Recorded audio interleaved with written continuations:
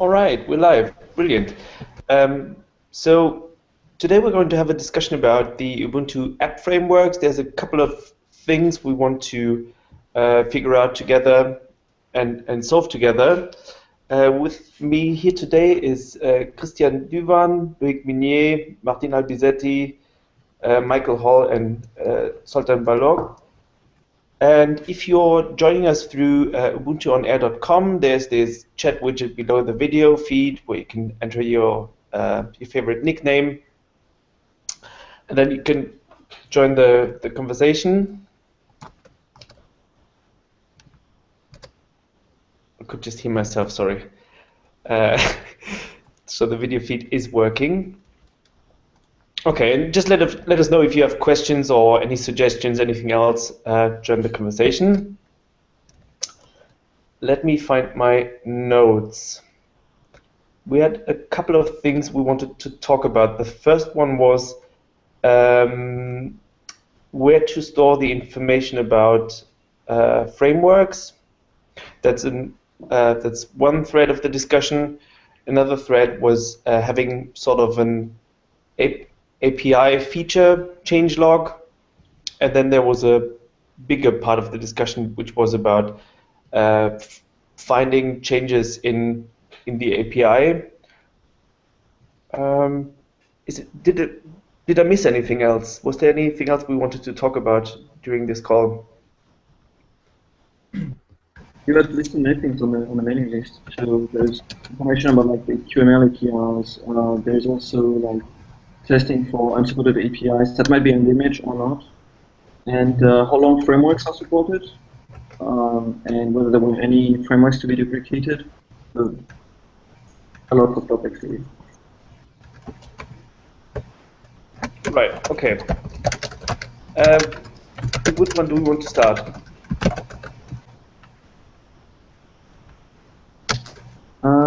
So one thing I think to tell you, do you mind if I mute you, Michael? No. Like, because of the typing. Yeah, sorry. Thanks.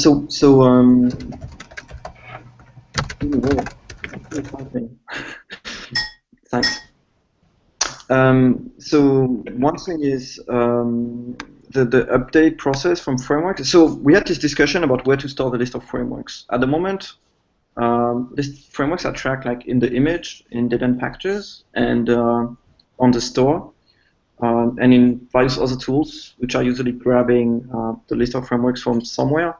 I think some places have been already patched to use the store as an alternative tools for the list of frameworks. So we discussed like whether we should have the store be the official list of all frameworks that ever existed, or whether we should store them in packages. Both ways would work, but I just chatted with Steve Blankenshek, and he suggested that before we decide on that, we should capture like all the places that need to be updated when a framework is added or removed or deprecated or changed, so that we can like decide which one is best one. Like we basically capture the requirements before we move forward. So he actually wrote a wiki page. Oh yeah, that's definitely not the right Google account I'm on. So he sent a wiki page for the update process, a write back, and he tried to capture like the steps he followed to update add a new framework to the image, and like it's not complete, but it might be a starting point for deciding. I should paste the page. I'll see too.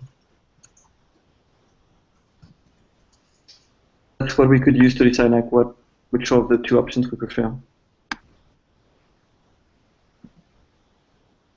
So, Martin, you want to speak about like the storing frameworks, or like the places which are already pulling from the store for the list of frameworks?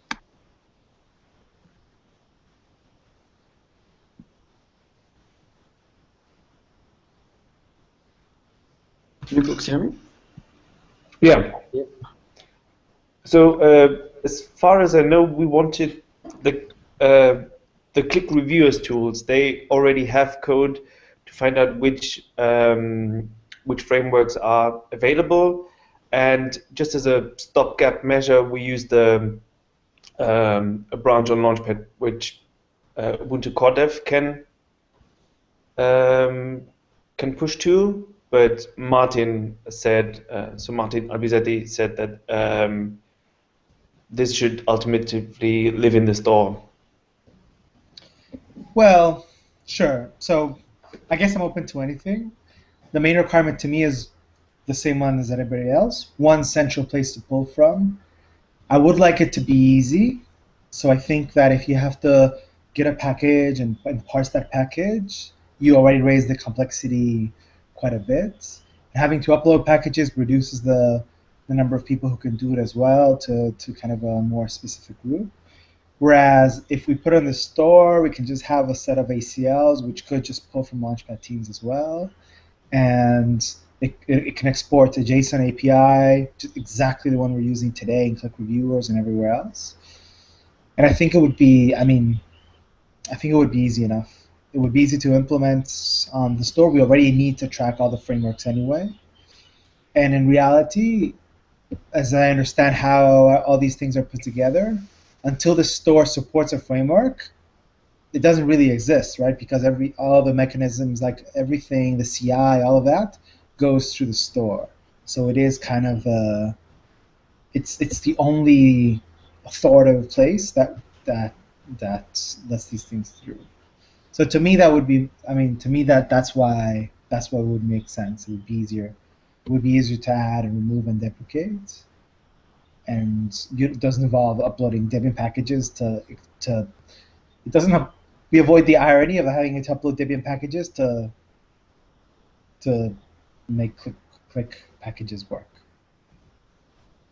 Though in practice we'll still have to integrate it into the package builds, right? Because if we want the complete API of any single component to be available in the file, we want it to be updated whenever there's integration happening and uploaded to the store. Yeah, absolutely. So my expectation would be that just like Click Reviewers tools and expect the SDK and everything else pulls from the store, you automatically generate this package and it's something, just run a script, a human takes a quick look at it and pushes it. Yeah. My expectation is that it would fall in the same level of automation than everything else. So Martin, is the store planning on tracking the development frameworks that we do, the -dev1, -dev2, that kind of thing?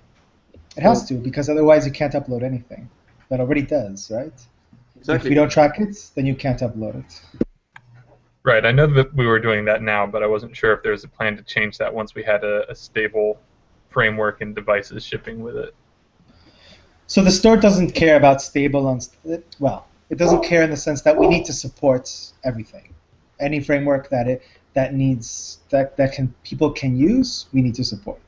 The store will deprecate the ones that are deprecated, things like that. Hold on, give me one quick second. Yeah, and it's still generally useful, like in the next iterations, we're going to introduce new dev frameworks, and we're going to be in the same situation where some people will want to use the dev frameworks. So it makes sense for to be able to distribute the click packages from the store as well, so that you can do things like beta versions or distribute your click for testing before the framework is made stable. Right. And we also want to make Martin, sure the store knows. So if you upload a package that has a deprecated framework but we still support it, we tell the developer, hey, this is fine, we're going to let this through, but keep in mind that in 2 months, you'll have to have a migration story because it's not going to be accepted anymore. Martin, are we going to be able to support having a stable package targeting a stable framework and then a dev package targeting a dev framework? Not at the same time, no.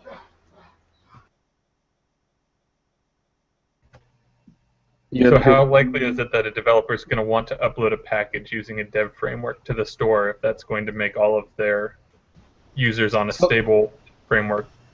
I have two answers for that. First of all, if you upload an update for a framework that other people, you only see packages for frameworks you have. So if you have an app at version 03 and somebody uploads a version 04 with a newer framework, you won't see that if you don't support that framework. So there is a plan for you have O3 version. You upload O4 with a newer framework. Existing users won't see it. Users who support that framework will see it, and in that sense, it'll all just work. You won't be able to basically target them in parallel. You won't be able to give people with older frameworks updates at the same time as you're targeting people with newer frameworks. So we explicitly aren't supporting that, and I'll get back to why in a bit. On the other hand, so that's one way to address that transition. The other that is available today. The other way that'll be available is essentially a beta channel, which will allow you to upload different versions that are only going to be exposed to a subset of users, things like that. So that's going to make that scenario a little bit better, which has different names. Beta, staging of click apps, there's all kinds of different names for it, but it's essentially the same thing. So will the store have old versions? Like if I upload a version 4, will there still be a version 3 for people who only have that supported framework? Or will will version 3 become completely unavailable? So right now you only get one authoritative answer for each version. So we don't support giving you, depending on your framework, an older version or not. We can, and we probably should. We can and we probably should. We'd have to think about whether that's what developers want, right? Because maybe O3 had all these bugs, you fixed O4, but O4 used a newer framework, and then you're stuck with people complaining about your app because their phone is on an older framework version, right? So we'd have to think if that's an experience we want to give developers. Technically we can, and I think that's fine, but yeah. All right. My concern was that if the store becomes the authoritative source for this and we encourage people to use the dev frameworks, is that going to break their app for existing customers or potential new customers of the stable version if they start using that?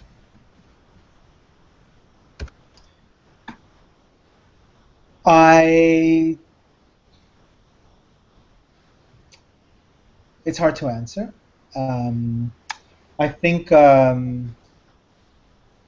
if you want to experiment, you should experiment, but you shouldn't experiment by uploading to the store that is available for everybody, right?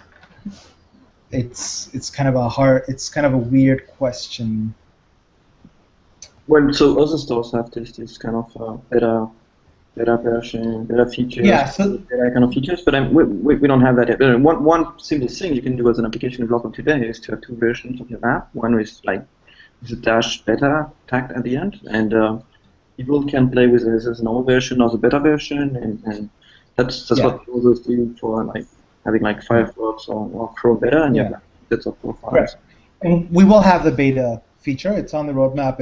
It'll come. So I think that'll give you enough room to experiment and iterate on newer frameworks before you make it the official version. But I think we don't want to get into the situation where there's basically multiple versions of the same app in parallel, and they're being updated in parallel.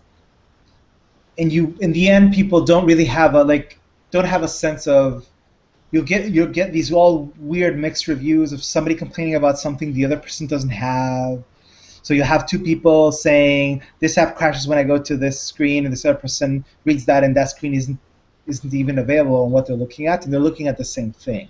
So I think that'll create a really weird and complex ecosystem, both between users and between the developer and users. So I think it would be a mistake to introduce that level of complexity. I think we want to keep it focused. You have an app. This is the version, right? So you have to be, conscious about pushing forward with frameworks and making sure the base OS is updated across. We don't want to start fragmenting like crazy. So I think, right, that's an overall goal for us as well, right? Not start fragmenting things like crazy. So given that, we should have a reasonable supported period and have, be moving our users forward and supporting the older frameworks for a decent amount of time and have everything kind of move forward at a nice pace.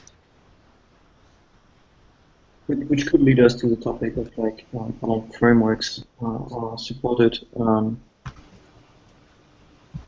But generally speaking, like the dev frameworks today are the norm because we haven't released like production phones with like Ubuntu to a large number of users. But as the number of people using Ubuntu Touch grows, then apps will be developed against like stable frameworks which people can consume immediately and which are supported for some time, and not against development frameworks. Like sometimes they will be developed for new features against development frameworks, but that won't be the norm anymore. Yeah.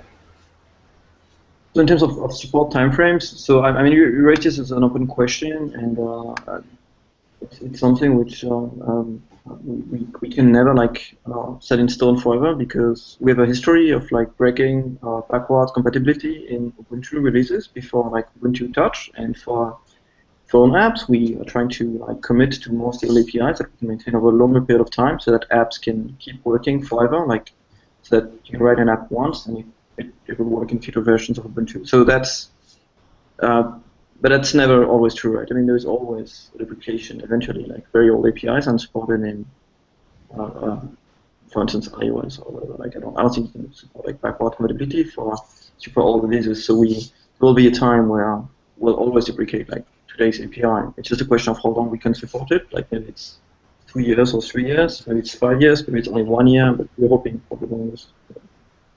So it depends on which APIs too, like the QML versus C APIs. Obviously, QML allows us to abstract things away, but there might be components that we replace. Like the friends API is an example of an API that we replaced recently. Yeah.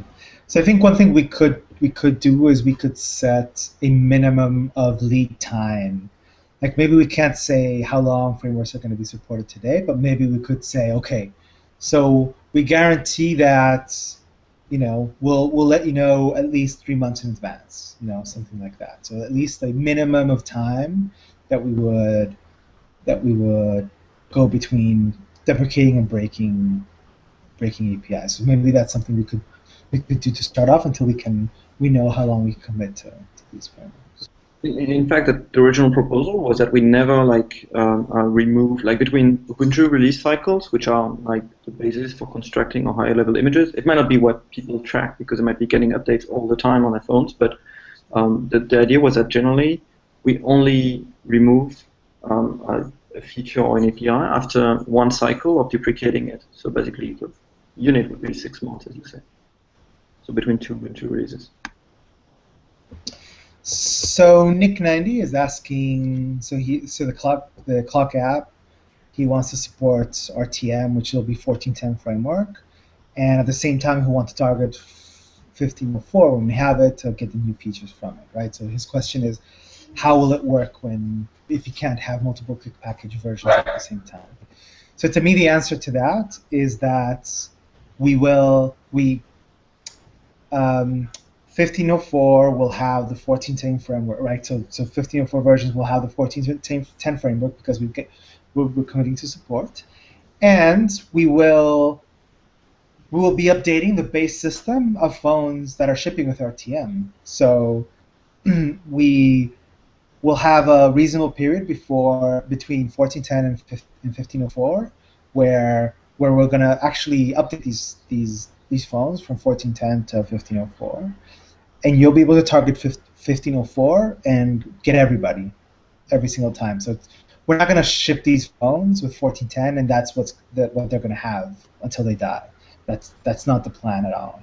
So I think in order to make this a sane environment for developers, we'll have to be conscious of not introducing a framework just for the sake of introducing frameworks and ended up in this kind of messy situation. So I think you'll want to target 1410 for a while on the store, and once 1504 starts to hit devices, that's when you'll want to start to update your app to 1504. In the meantime, I think you should consider it in development or experimental framework. Another question that it kind of I think connects to is the when you are like targeting an older framework, are you allowed to use newer features? Like with Android apps, for instance, you can declare like minimum versions of your target, but then you can also target like higher level libraries by detecting them at runtime. So we're not doing that right now. Like we're not stopping you from using anything on the phone, like even libraries which are not supported. It's possible that we should do that in the future, but we could imagine that you could target like an old framework and take advantage of the new libraries by detecting whether they're present or not at the startup time. But that's at the moment it's not supported. And there's a question as well, right? Whether we want to cut a new framework every 6 months, because, I mean, we're naming it, we're naming them with the release versions, but I don't think we'll necessarily want to introduce a new framework every 6 months, right? I suspect it's inevitable because of just API additions coming over the cycle. Like there is no I don't think we can actually guarantee that if you build something against a newer version of Ubuntu, like a newer release, it would work against an older one.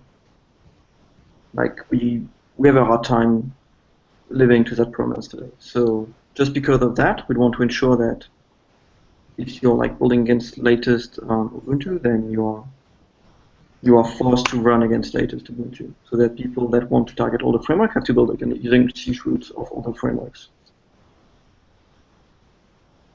I hope I'm making sense. I think so. I'm wondering if we have all the necessary people to have that kind of conversation. I mean, it is interesting to a lot of people, as you can see from IRC. I'm just wondering if we have all the right people for this here to make a decision. A decision on whether we introduce new frameworks every single Ubuntu release? That, or how what app developers can do to experiment or target multiple versions. Yeah, I wonder whether we need people more like around tool chains or like low level in the stack, like platform API, sequencing kind of questions. But I mean, I think with the right people, for instance, discuss like UML interfaces, or store questions, but maybe less so for like low level API commitments. Foundations team or people like from this kind of knowledge.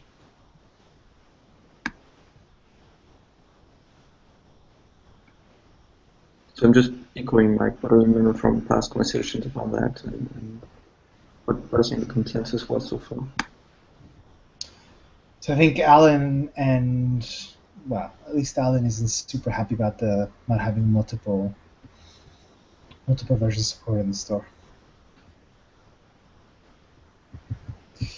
Yeah, I don't know. He underlines that targeting like latest features, then the people with not up-to-date phones cannot use them, I guess. Yeah. And I don't know. I think you have these choices, right? You either introduce this complexity where there's many multiple versions of the apps, and you get into this kind of really broken ecosystem. You have to track these updates, and people will stop updating certain versions for certain frameworks. Like I think it'll get really messy, and something also really hard to express and to maintain. I don't think the vast majority of app developers are going to do that. Yeah, I think we could probably solve that problem if we get to it. If it gets to where developers have to support multiple, branches of their app for multiple frameworks. But if we're going to have updated phones, then it shouldn't be a problem. Yeah, I think if that's happening, we kind of failed on not fragmenting the ecosystem. If this is something that has to land in the store and support, then we failed on not fragmenting, because that's essentially fragmentation.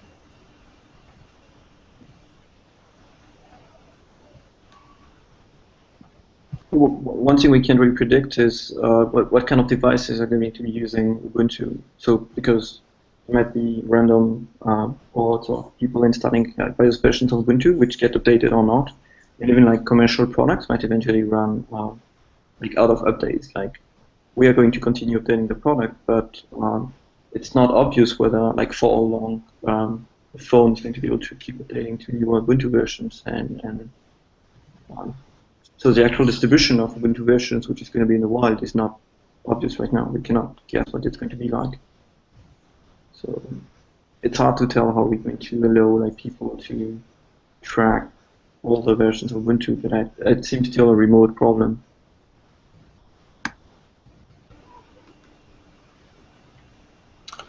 Do you think we should schedule another call for this? Like we could get people from Platform API and from other teams on? Because we have a bit more than half an hour left now, and we haven't gotten through to the topics which Zoltan and Christian came for. Sure. You wanna? I mean, let's change the topic then. Did we decide anything on where the framework's information should live? Did we decide anything there? So what I suggested is that we capture like the full process of what the updates go like, and then we pick one. I called for Steve to have a look and or maybe consult with other people in Foundation's team and give me his feedback. I'm happy either way. I think Martin has a preference for the store option. So I think we can decide that on the mailing list in the next couple of days, I think, as soon as I feedback from Foundation's team, based on the process and comparing the two options. So. Okay. Cool, and I'll take an action to schedule another call about the general support discussion about multiple frameworks, because it seems to be an important subject. Okay, Sultan, do you want to quickly introduce the idea of the API feature changelog? Because I think that's going to be a bit quicker. Sure. Where to start? So we started the discussion with Daniel a few weeks ago, and we had the prototyping work with Christian like probably half a year or almost a year ago.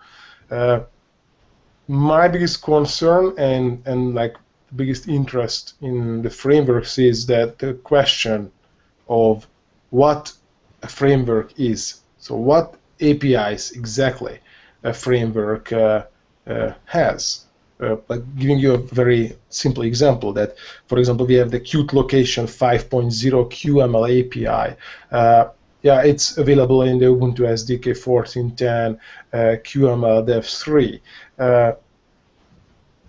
How can I know that this API is available there, and what happens if the version number of this QML API increases like 6.0, and which dev framework will contain that? Where is it listed? So if I have a QML application, how I can be sure that actually what APIs my application are using, that these APIs are available in the target framework, what I'm packaging against. So this is like a fundamental question. Right now, the frameworks are defined, not the list of frameworks, but the individual frameworks what we use are defined in, as far as I know, correct me if I'm wrong, defined in the click package, click project, in a simple array of a non-versioned package list. So actually, like Ubuntu SDK 14.10, it's not much else than a list of packages without even version number. So how I can be sure that in the future is the APIs are going to be like really controlled? That's a question. What we use in the UI Toolkit project, and that's like a simple invention from Christian, is that actually we, because we provided an API set that each and every commit to the UI Toolkit, we compare the new package, the new UI Toolkit API offering to the actually released API offering, and if there is a mismatch, then we drop an alert, warning, or even a build failure. So we control that we do not deprecate or do not add a new API without certain action. So we have actually a component.api file in the project. We do not package it. We don't distribute this file. We can. But this is a simple file where we can look up for functions, methods, properties, and like version number of the API and API names, list of APIs, what we provide in the UI toolkit. And so we were thinking about that similar type of component API list would make sense. Maybe it depends what you think, guys. For other QML plugins, other QML API providers. So we could have like an Ubuntu SDK 14.10 Dev 4 framework, and we could list under that umbrella that like QtLocation.api and UI Toolkit.api and whatsoever sensors.api, and each of these API files they list what they provide, and so each framework would have like a real tree of the API offering, and so we could look up even in the quick review reviewers tools or the same way in the intake process of the App Store to figure out that how compliant is the application with the target framework. So for me, from the point of SDK, this is what I'm mostly interested about. So what do you think? I would just add real quick that the API website has the same questions, really. So anything that we decide on for the SDK will benefit the API website also. On a higher level, I think it would be interesting to document this for app developers, so we can tell them, okay, if you target this framework, these are the APIs, or here's the changes from this one framework to the other. So that's going to be, and if we can track this somewhere, so if new APIs are added or new features are added, we could check if we need to document something or update our documentation and so on. So it's going to be interesting for documentation as well. I'm sure it is possible to automatize it. So I'm positive. Technically, I would say technically, I know that Christian will go crazy for the idea that we can all make it with a QDoc. So we can technically it is possible to build an API list, an API definition, totally automatizing the documentation part. So whenever we say like, okay, now I create a framework and the output is a documentation too. It's imagine the whole thing very same way as the UI Toolkit documentation works. So it should be fully automatic, and it should be like absolutely like visible and transparent for developers. I'm totally in favor of all of that. Also think that the developer Ubuntu.com website should expose that clearly, and that developers should have an easy time checking whether they're using like supported or deprecated API or like not authorized API, which happens to be on the floor. And so yeah, totally in favor of that. There are also like non-QML use cases. So I think you're the most advanced like in dumping API for the QML use cases. But we have a similar like C API, which we also need to check. So yeah, totally. Like it's just its implementation. Dumping, comparing the list of symbols, dumping the QML usage and list of models. One particular things to be careful about is like the QML version you're using. Like I think it's something which we're not always doing consistently, of importing QML with the right version numbers and checking that it's still supported or not. Like that's something which we also track. Yeah, I started off with the QML APIs because I think that's the lowest hanging fruit in this game. So I think clearly the system level platform APIs, like making a definition list, is maybe a bit more difficult than with QML. For QML, it's fairly simple because you can parse the QML project file. So the QML dir and the project types is fairly easy to parse.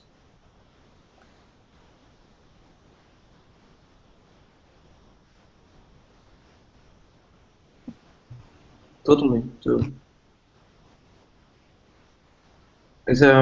are there like questions to answer, like on that front, or because if you like, if you like the idea, that's already answers half of my question. So if you think it's good, then the first next can be like another session, another like topic, another place where we can talk about the time frame and who does it, how, when, and what exactly the structure of how the data structure should look for an application API. Because what we use in the UI toolkit is a very simplified API definition. So I'm sure, but it's like, well, what do you think, Christian? So what should be different in the perfect API definition list compared to what we have now, the components API? I think we definitely, from some feedback I've had so far, we definitely want to have a more well-defined format as right now, and that's something I'm looking to change, because there wasn't any need to automatically parse it. The format isn't consistent and not something that's trivial to parse. So, for instance, there were suggestions to use JSON, or well, whatever we agree on that's based on JSON. And for instance, we have different use cases that all want to parse the same thing, which is Qt Creator, which would be click review tools. We'd want to handle it in unit test runs, where we automatically check whether the API is accidentally being broken. So I think definitely we want to see, are these the use cases, the one I've seen so far? Are there other use cases, and do they all work with the same sort of JSON-based format? Is there something that everybody would be happy to use, and what potentially should go on there? And possibly, do we want to agree between, for instance, say C APIs and QML API on the same base format, or are they just going to be something else? Maybe we should leverage like existing formats as long as possible. Like for instance, for C, C++ API, we have really good tools already. But I don't know whether they can be used like control outside of Debian packaging very easily. But like all the symbol checking features in libraries that we have for the Debian packaging stuff is really good for C and C++. Like it provides, like for instance, C++ symbol mangling and demangling, and per architecture list of symbols, and tells you, enforcing whether you allow symbol addition and removals and things like that. So, I mean, for C, C++, we should definitely try to use them because it's not trivial to do, and maybe we need to. It's not clear how we can reuse them in other contexts and Debian packaging, but we could try to wrap the tools around or something like that. For QML, there is this QML plugin dump. What is it called again? I think it's QML plugin dump. Yeah. So I don't know whether it's a standard. It's very stable, but I think that's a kind of upstream tool we should use for QML as a basis. Does it have any kind of stable format that we can base on and checker, or is it something we should extend, like to, like for instance, to output JSON? There's two issues with that. One is that it doesn't actually dump the complete API, but only the C++ bits, which is why the script in the UI toolkit actually does parsing, so it gets all of them. The other issue is that it's not clean JSON. So depending on the tooling, it may or may not be convenient for all of the tools that want to parse it, because if you just run a standard JSON parse on it, it's going to choke on it. So ultimately, my suggestion would be, as far as the QML bits, or the natively QML written APIs and components go, there's need for parsing anyway. So it may make sense to just define a format we can use everywhere and have the script generate that. Sounds good. Just to complicate things a little bit more, we also currently support JavaScript for HTML5 apps, and we have plans to support Go in the future. So we'll need to, whatever we do, we'll need to support those also. Totally. I don't know what we can use for like the JavaScript parsing and API checking, but yeah, totally same kind of problem. I'm the guessing JavaScript, I think, already has something that's generating docs and maybe generating the API itself too from some of the C++ or QML side.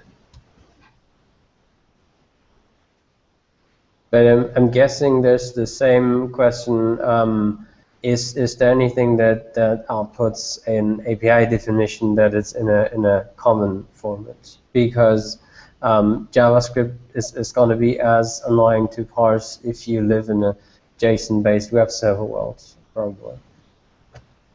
I don't know if there's anything that can generate it from the JavaScript, but like I said, I think we're generating the JavaScript right now, so it should be possible for us to add something on there to generate an API definition in whatever format we choose. Oh, okay. So basically, yeah. So possibly, if we agree in a format, it could just output that. I think so, yeah. And we'd have to check with David Barth's team and make sure.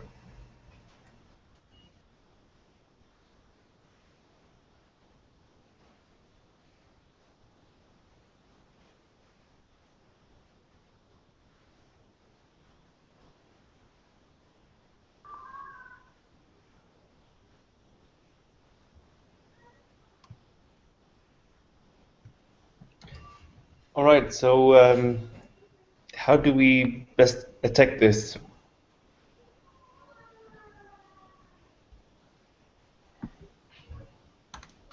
So one thing what I will start, might be a minor thing, is that I will dig into the Qt creator's code and find out if the QML parser in the Qt creator is something what we can reuse or leverage, because there is a QML parser in there, so it does make an API check. So that's, I mean, when you try to use a non-valid property or try to use a method in a component that is not existent, then it will underline it with red. So there is a parser, there is a inspector, QML inspector built into Qt Creator, and this is something what we technically need. We just need to tell to that parser what framework we are using, and the frameworks, that's where we need the framework definition. The frameworks actually do live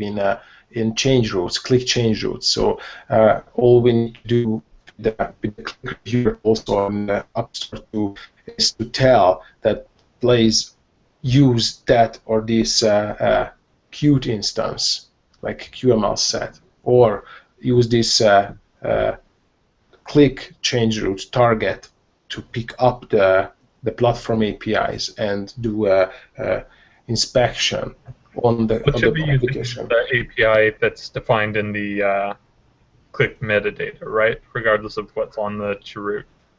Yes. Yeah. So technically, when you say in the manifest file that I'm using an Ubuntu SDK 14, I'll give you an example, 14.04 APIs, and as the framework, then this framework is actually linked to a click change route, which provides that framework.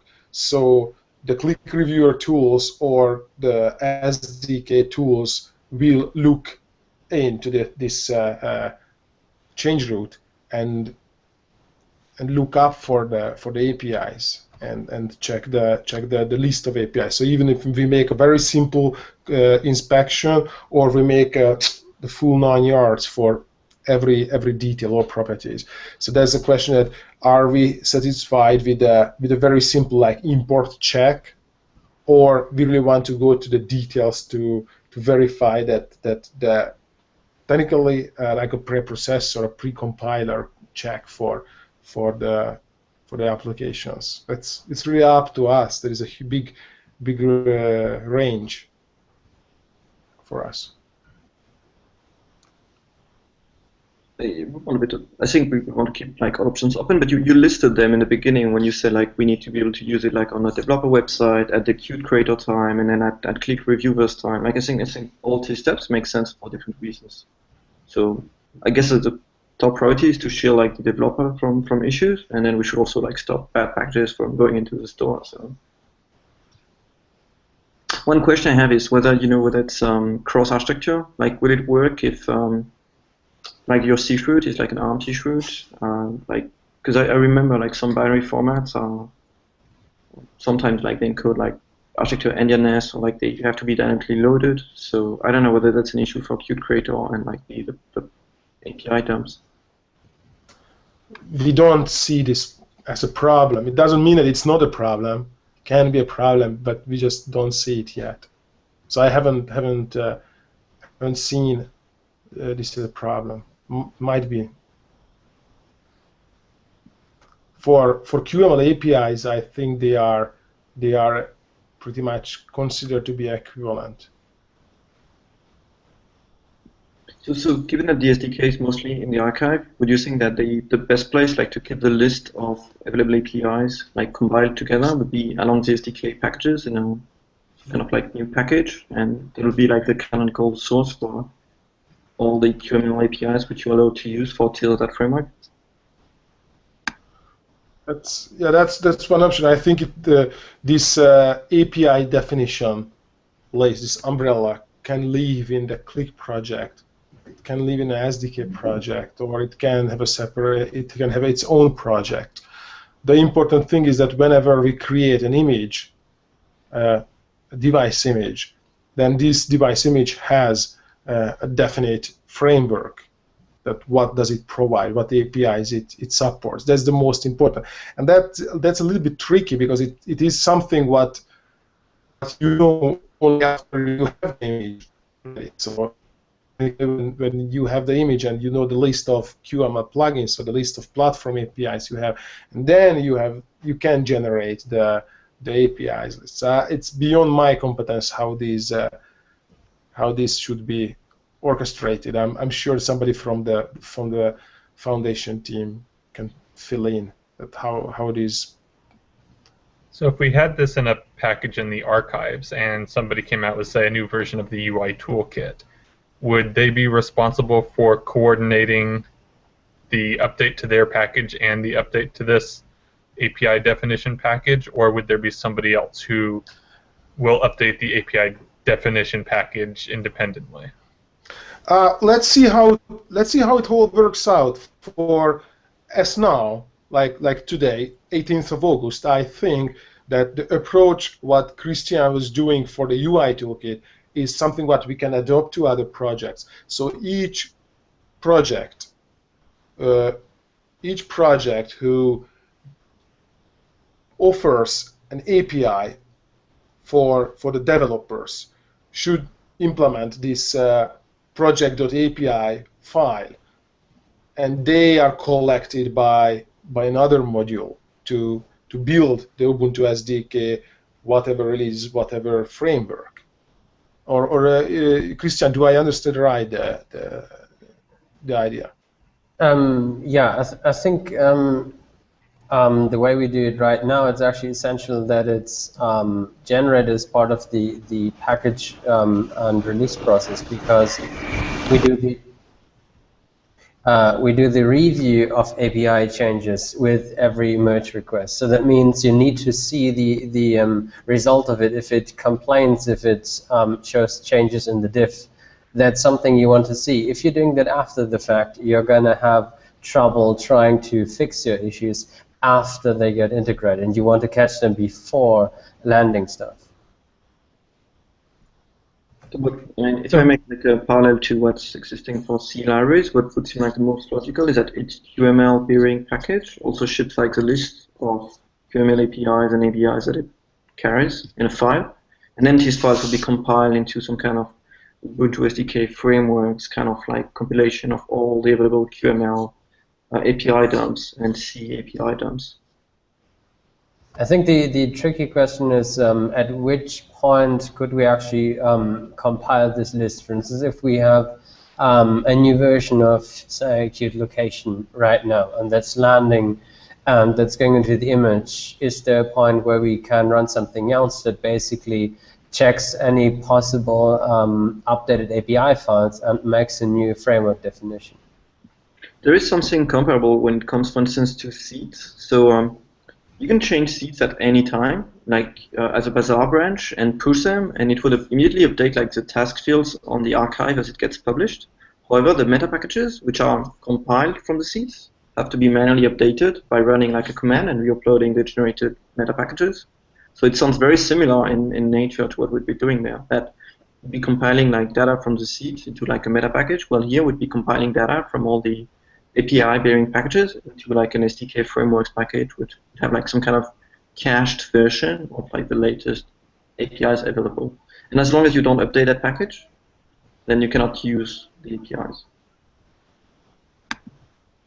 So do we want to automatically update the API definitions when new versions of the packages that provide it land in the archives, or do we want to have somebody who's responsible for saying, okay, now we're going to support this version of the UI toolkit in our framework? It's a good question, but I'm assuming that if you're landing it in the image, and it's something that you'd like to support, and that the final version which gets supported is only at the end of the cycle. So I mean, what we thought would be happening is that during a development cycle where we land packages, we might experiment with new APIs, but then decide that they are fit or not fit, and at the end of the cycle, we'd have like the final version of frameworks, like basically saying, yes, we stabilized it, and it's good to go, and we want to support it. So it sounds like we want to do similar, like what this API definitions, and we should update it regularly as we want to consume them, which is what we did for framework so far. When you want to use a new feature and make sure it's there, then we just pump the framework. Well, similarly, we just like update, we basically run a /update script, and it will pull all the latest APIs and expose them all. And we might still pull them back if they were introduced into this development cycle, but only if they were not released as part of a stable cycle. You're only allowed to remove APIs if it was released, basically. Does that make sense? So would you actually want both a stable framework definition and something like an experimental or development framework, or just one in the cycle? So basically we'd keep a cached version of all the previous stable frameworks that we still support. Basically we would never remove them, but for the development frameworks we would allow APIs to be removed from them. Again, we wouldn't remove the actual frameworks, just we would allow API to disappear. So the way we've been working, as far as I understand it right now, is that when we have these -dev framework versions, you can add to those APIs.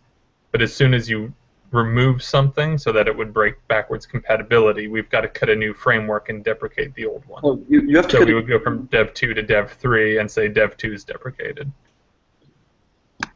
You also have to bump frameworks when you're adding API. Otherwise, there is no way to guarantee that people with that framework will actually have the API you care for.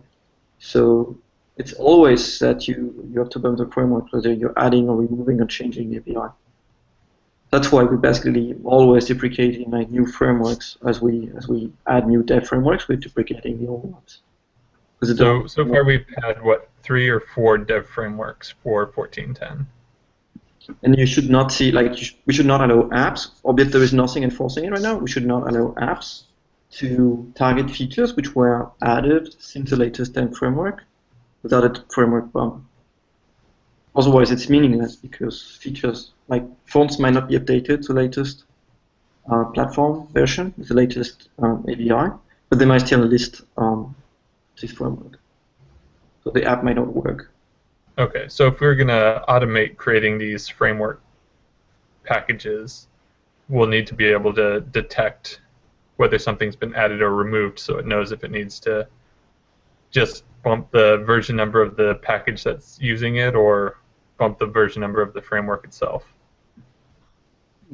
Actually, you don't. I mean, we can automate. That's fine. I mean, I'm not against automation. But like the way we thought we'd be doing it is just by regularly updating the list of frameworks as we needed to use new APIs. That is, you could say, well, this month we're landing 20 different APIs, but I mean, we don't need to use them in apps like immediately. And at the end of the month, you upload a new framework like which exposes these APIs. Okay, so it sounds like we would still have somebody who manually maintains these API definitions for each framework.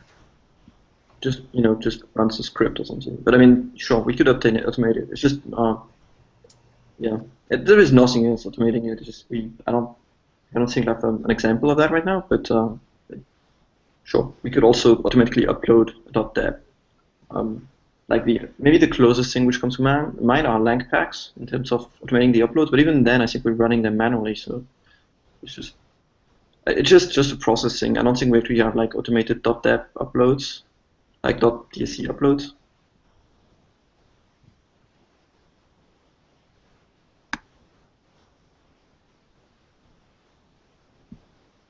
So I don't think it stops us from doing anything. It's just like it's an implementation detail, whether it's like an automated upload every week, every day, or if any API was added, or whether it's oh yeah, one thing is there might be an inconvenience if you're say we're doing it automatically every time it changes.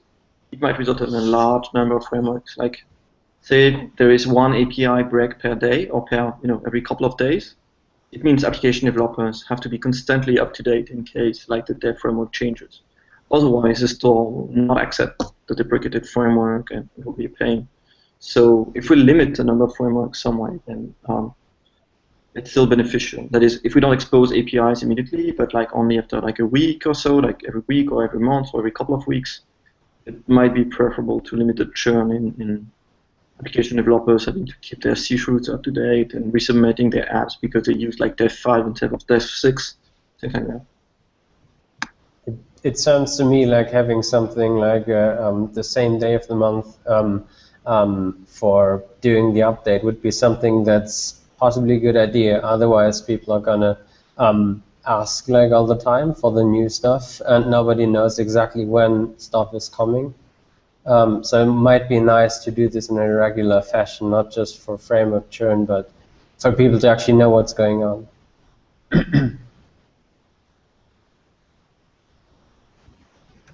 All right, so we've got just a few minutes left, and Daniel has asked us to start noting down some actual work items on what to do going forward.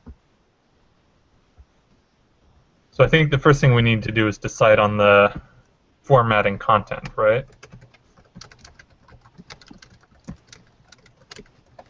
For the API definition. I think it's okay if we have like different formats for QML, C, and whatnot. So like it can be a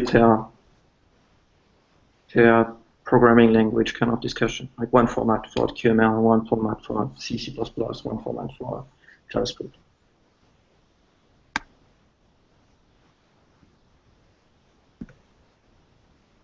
Different formats or different content?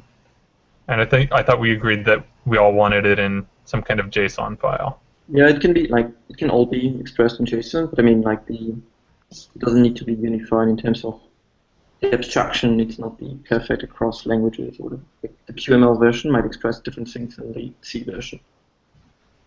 Like for instance, I'm not actually sure we want JSON for the C symbols, for instance. The issue is the main reason why I get the impression JSON would be most preferred is different tools need to be able to parse it, and say if you end up writing 5 different parsers for, say, click tooling to parse the different languages, that's going to be a pain, and potentially you would end up doing that in different places. So I'm not sure if having very specifically different formats is going to be very nice. Yeah, the thing is that the natural format of the symbols is today like is just the symbols parts, and you'll have to convert back and forth to this format so that the tool that can dump the symbols and check them will be able to consume it. So I mean, either we keep the current tools and the current formats for C and QML and whatnot, and we use JSON whenever we need to define a new format, or we have to map back and forth to JSON. Like there might be value in doing that, but I don't see it right now. So, but that's minor detail. Like it doesn't really matter if you insist on serializing everything to JSON. It's just like a conversion step. So it's just detail. All right. Can somebody take the work item to actually nail down how that's going to look? Yep. Oh, you were fast, Christian. I almost said me. And then if this is going to be in a package, do we know what project we're going to put that package under?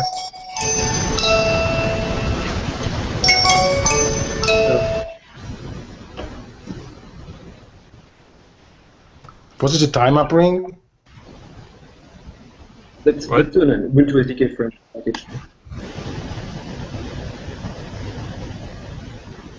So it would be part of the current Ubuntu SDK package?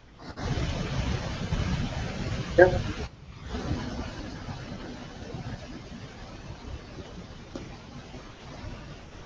I will figure out where it should be, but be careful. So we should be careful that this package ends up on the image. So it's not an SDK client package. It should be part of the SDK libs. Something what is installed in the click change route and something what installed on the device image.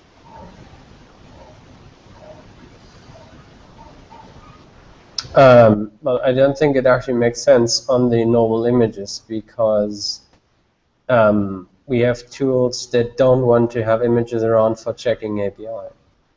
So I'd rather think we don't want to do that.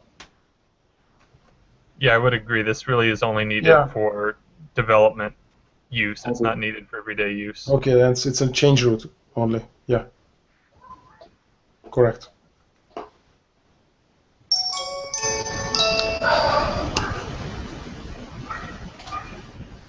All right. So do we have another session planned already?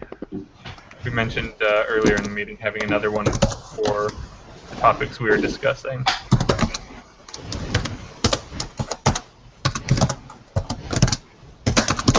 Daniel, do we have a day and time for this yet?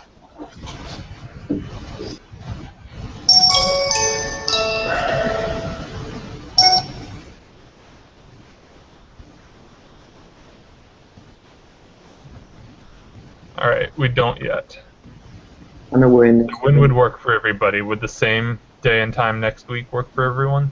I was about to say I'm away next Monday, Tuesday. What was that? I'm away next Monday, Tuesday. I'm sorry, I still couldn't understand what you said.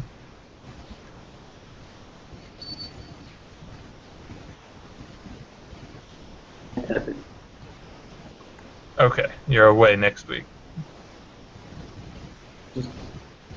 All right, Daniel, do you want to just email everybody again and we'll pick a time?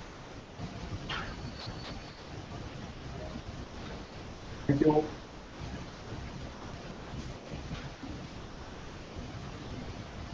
All right, I'll take that as a yes from him. So keep an eye on your inbox and let Daniel know when would be a good time. All right, we have no more questions on IRC. So thanks, everyone. It was a good discussion. We've definitely come up with a good plan. All right, and we'll talk to you guys later. Cool. Thank you. Bye.